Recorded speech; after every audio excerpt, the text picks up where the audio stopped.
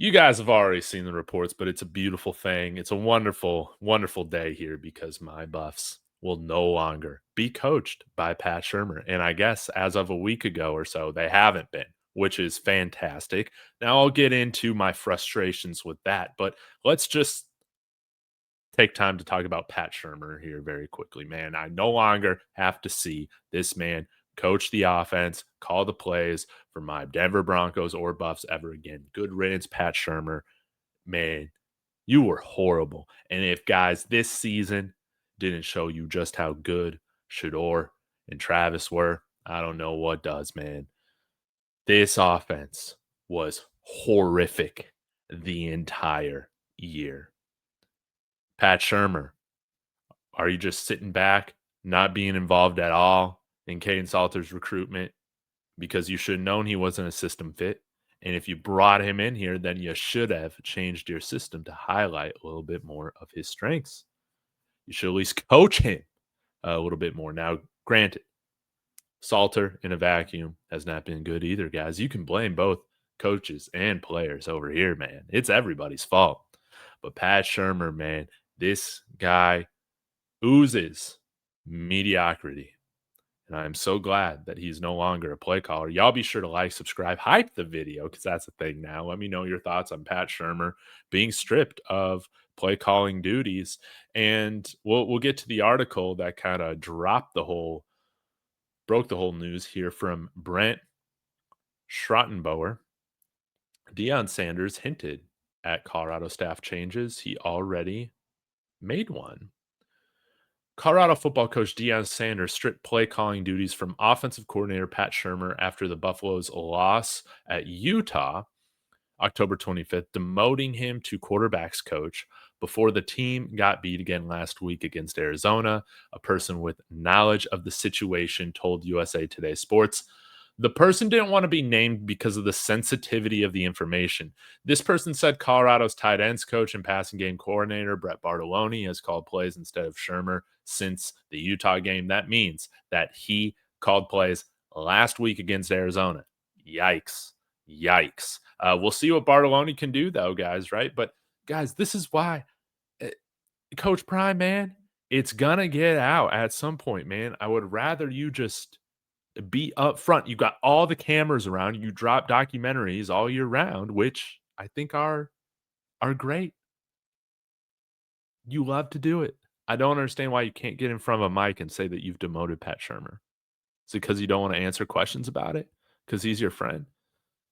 I hate that, man. I hate having things that should be announced by our head coach just leaked to the media, man. I think it's a bad look.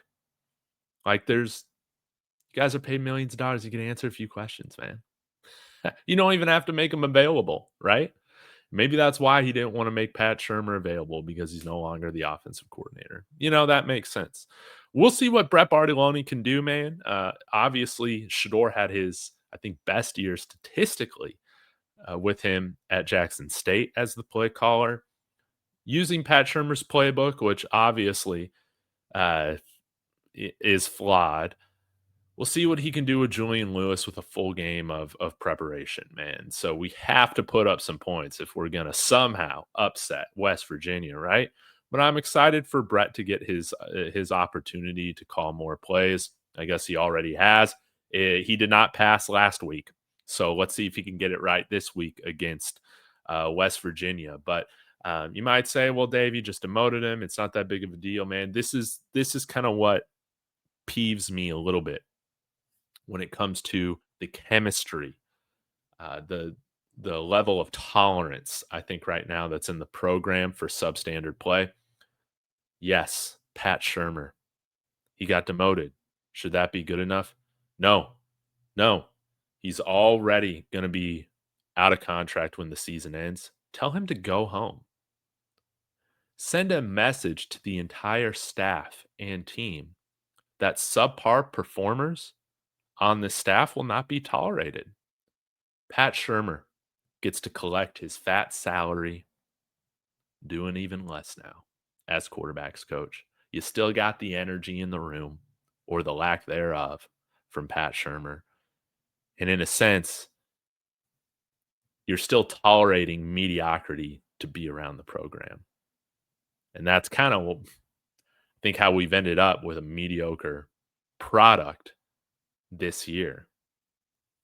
We don't have enough coaches whose lives, or let me rephrase that, their livelihood is on the line, man. Where these guys are stressed. Where like they gotta make it work.